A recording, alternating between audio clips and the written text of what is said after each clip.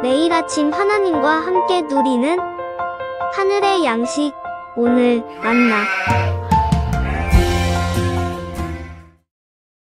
데오빌로여, 내가 먼저 쓴 글에는 무릇 예수께서 행하시며 가르치시기를 시작하심부터 그가 택하신 사도들에게 성령으로 명하시고 승천하신 날까지의 일을 기록하였노라.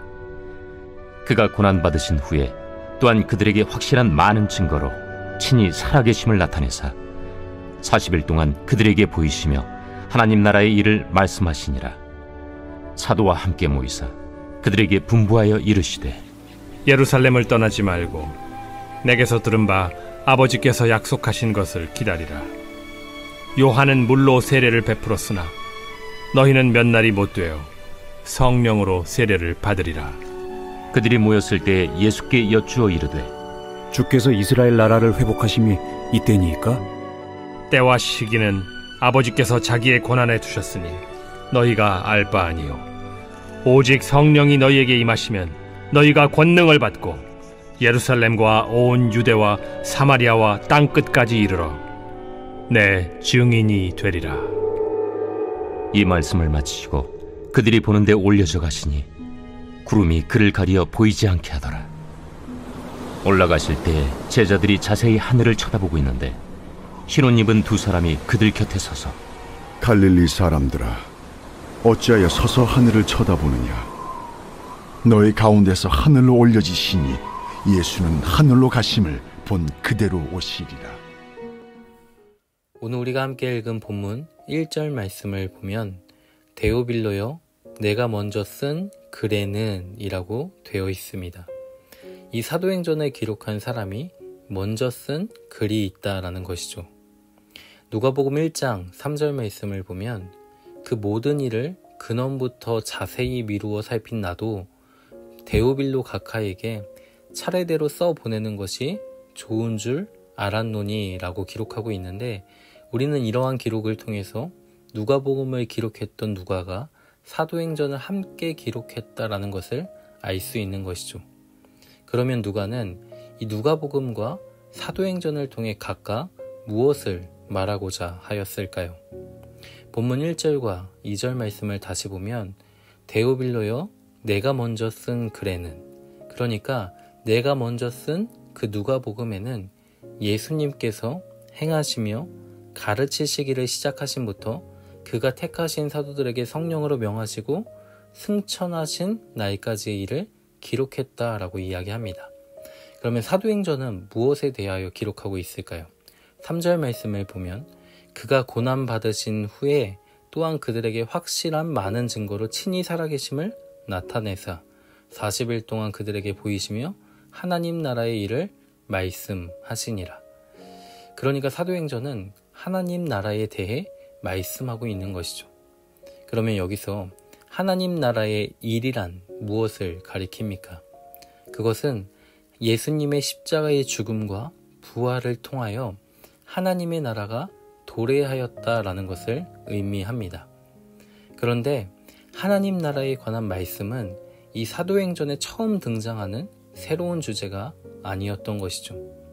예수님은 십자가의 죽음과 부활 이전에 이미 하나님 나라에 관해서 말씀하셨습니다. 한 예로 누가복음 11장 20절 말씀을 보면 내가 만일 하나님의 손을 힘입어 귀신을 쫓아낸다면 하나님의 나라가 이미 너희에게 임하였느니라고 말씀합니다.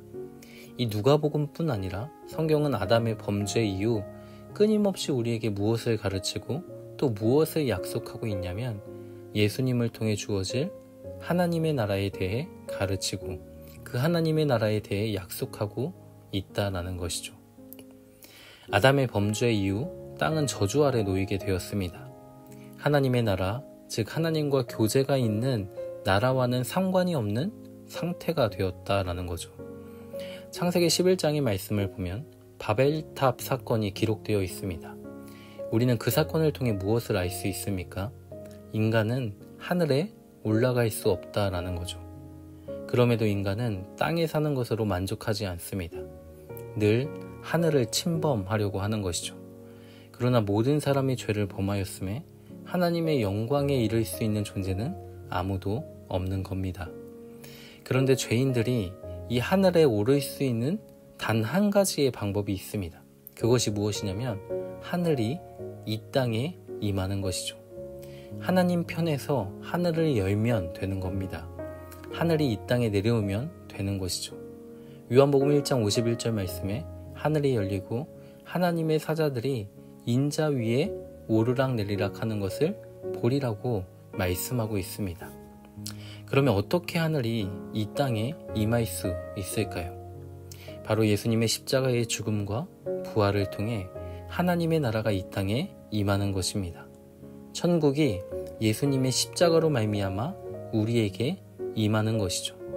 따라서 본문 1절에 말씀하고 있는 것처럼 예수님의 행하심과 가르치심은 모두 십자가에 초점이 맞추어져 있었고 그 십자가의 사건으로 말미암아 궁극적으로 하나님의 나라가 임하였고 또 이루어지고 있음을 우리는 깨닫게 되는 겁니다.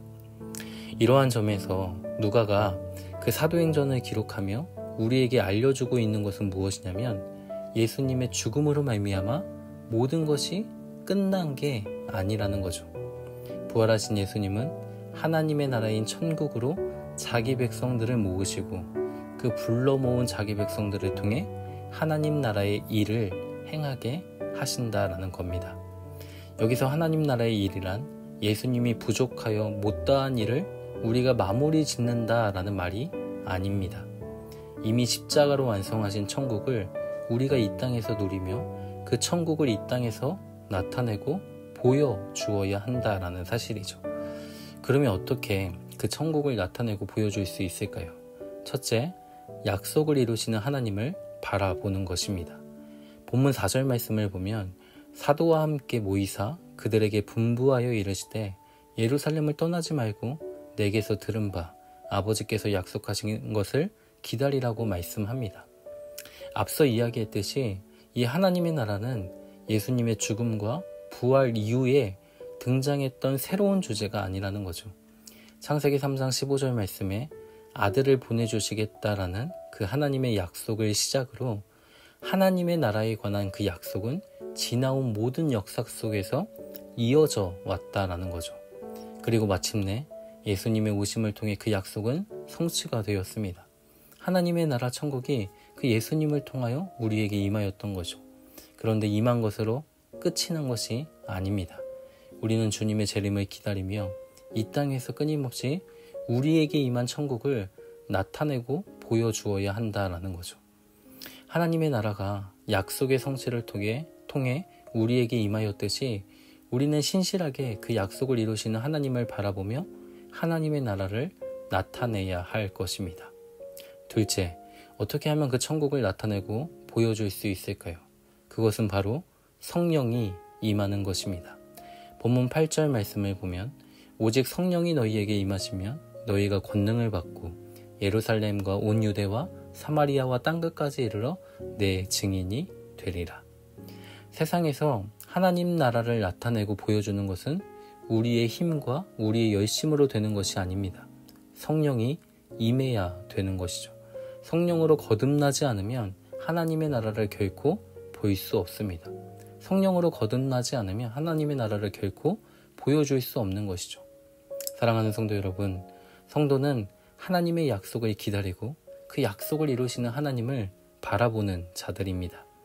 예루살렘과 온 유대와 사마리아와 땅끝에 하나님의 나라가 임하도록 성령께서 주도적으로 그 일을 행하신다라는 거죠.